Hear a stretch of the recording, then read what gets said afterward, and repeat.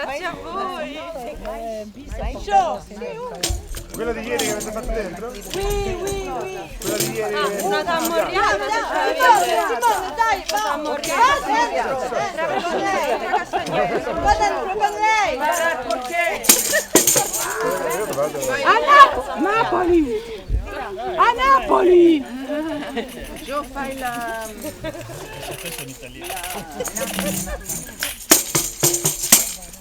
Attention, parce que attention, ça va diminuer.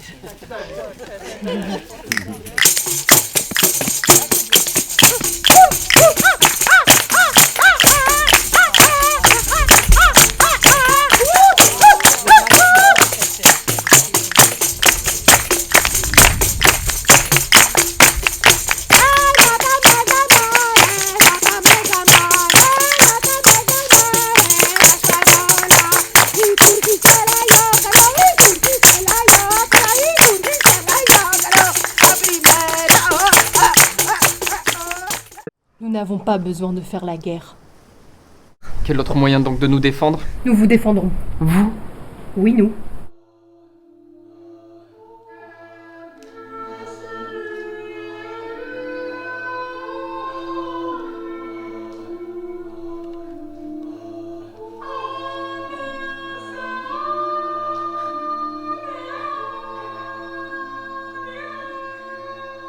La masculinité patriarcale enseigne aux hommes que leur sentiment d'être soi et leur identité, leur raison d'être réside dans la capacité à dominer les autres. Pour changer cela, les hommes doivent critiquer et remettre en cause la domination masculine qui s'exerce sur la planète. Les hommes les plus faibles, les femmes et les enfants. Mais ils doivent aussi avoir une vision claire de ce à quoi ressemble une masculinité féministe. Or, comment peut-on devenir ce que l'on n'arrive pas à imaginer?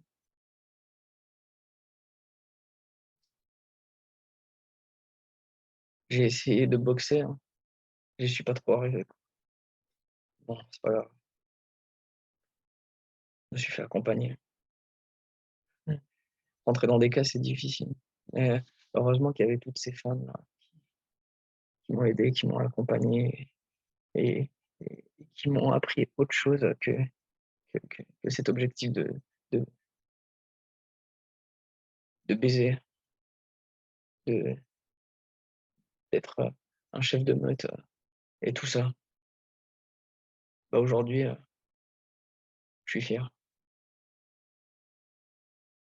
Je suis fier d'avoir affronté ce système avec douceur, lenteur.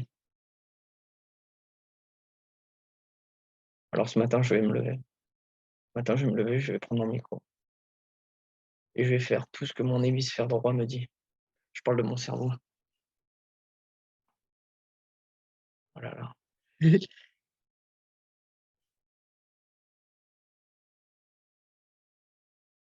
Merci à toutes ces femmes qui m'ont fait devenir qui je suis aujourd'hui, qui m'ont montré que la masculinité, ben, c'est pas forcément écraser, être chef de famille, chef d'équipe,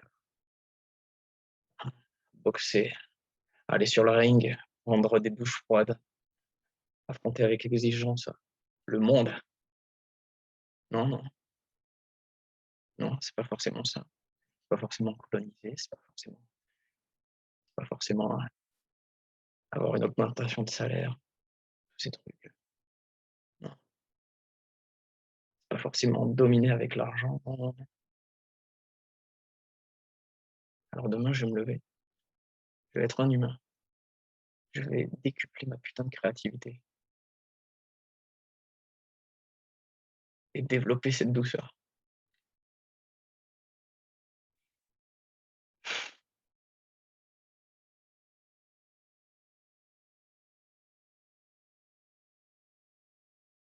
Et je vais mettre en application tout ça. Pour non pas être un homme masculin, mais pour être un homme du genre humain.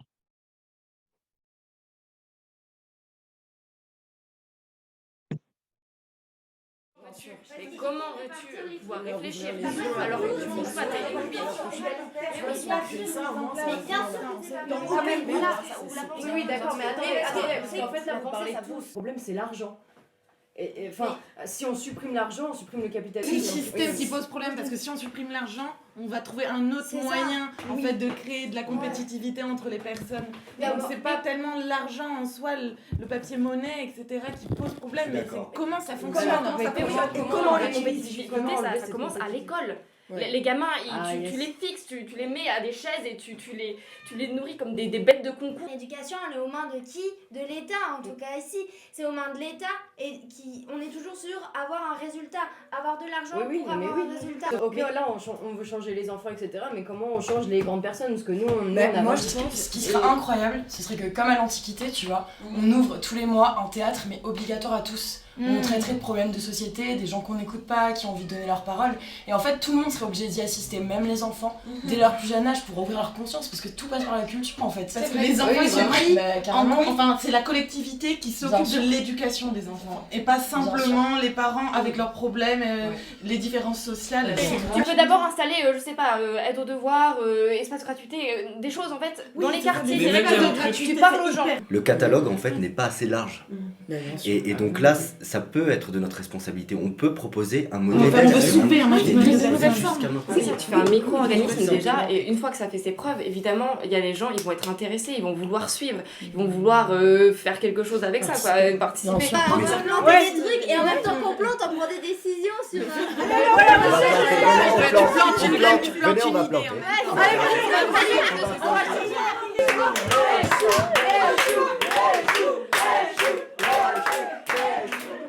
Si je ne peux pas danser, je ne peux pas prendre part à votre révolution. Cette phrase, elle vient de Emma Goldman, qui est une anarchiste et féministe. Elle parle aussi de la politique du mouvement féministe pour la paix. Et elle nous interroge justement sur la manière de s'opposer à l'État sans passer par des méthodes violentes.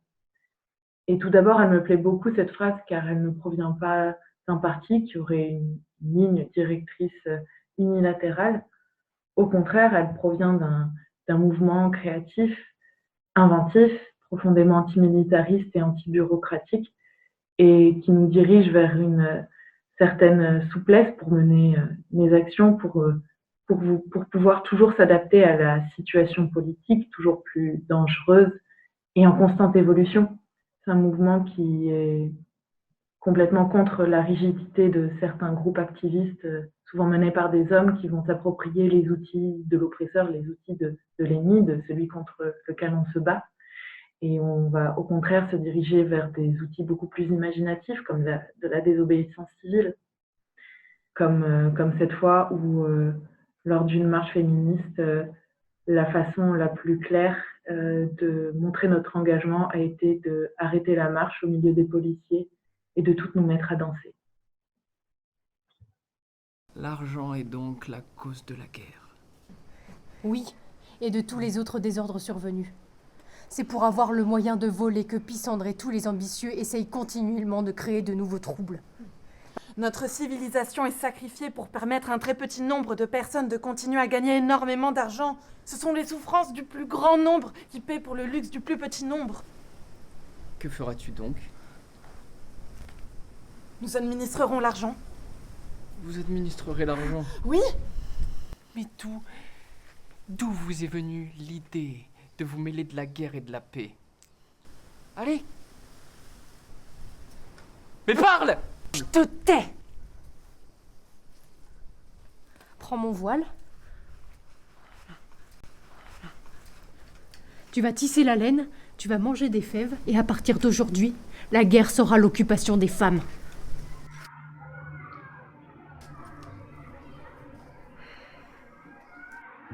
Est-ce que vous savez ce que l'autodérision signifie pour quelqu'un qui vit déjà dans les marges ?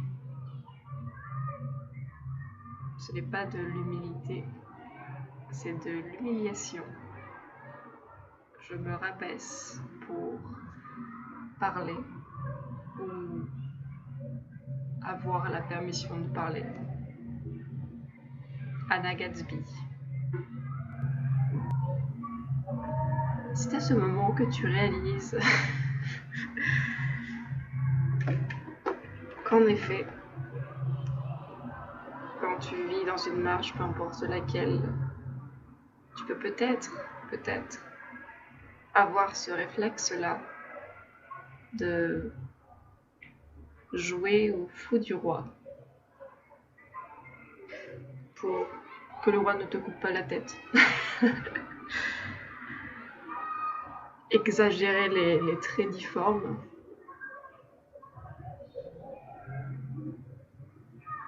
En faire... oui, grossir les traits. Grossir les traits comme tu gonflerais des coussins, des airbags pour absorber le choc.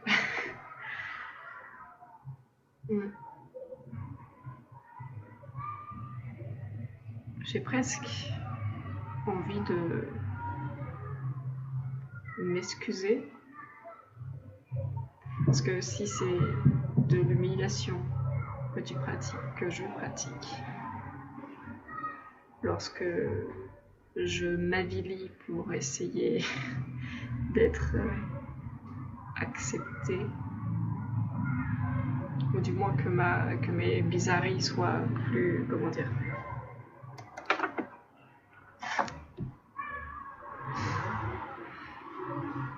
digérable, acceptable, drôle.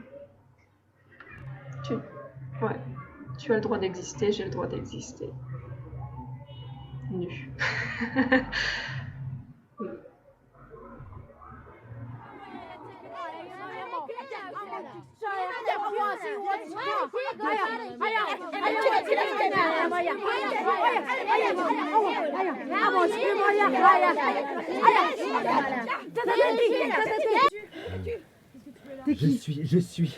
Je suis ce qui cogne au cœur de la matière.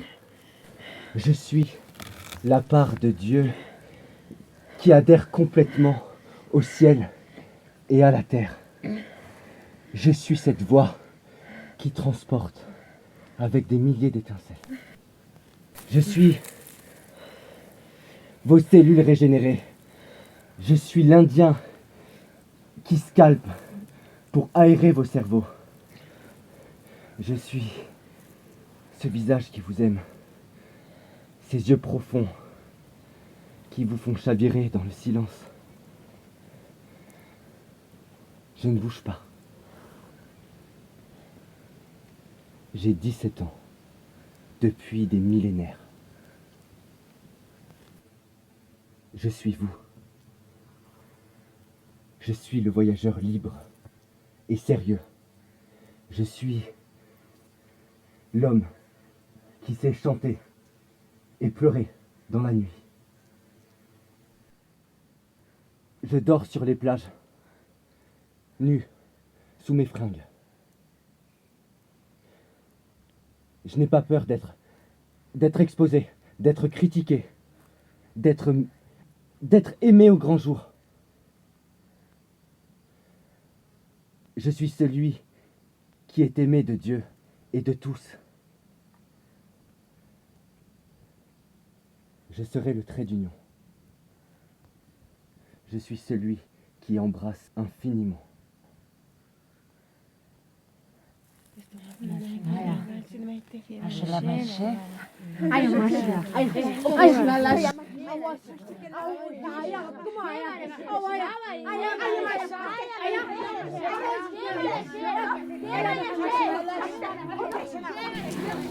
Il s'agit plutôt d'encourager une nouvelle prise de conscience, afin que les hommes les plus progressistes sachent qu'il est de leur responsabilité de rallier les hommes à la cause féministe.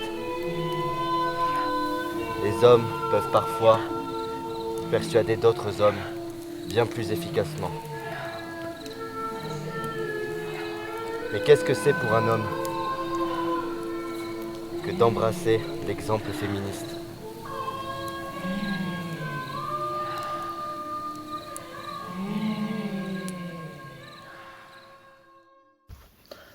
Si je devais garder une phrase en tant que femme qui me parle beaucoup aujourd'hui et que j'ai envie de garder pour l'avenir aussi, C'est une phrase de Angelica Lidl que j'ai choisie. Parce que Angelica Lidl, elle fait des constats très très sombres sur la condition d'être femme, sur les relations toxiques. Et en même temps, je trouve qu'elle en fait une force vitale de résistance.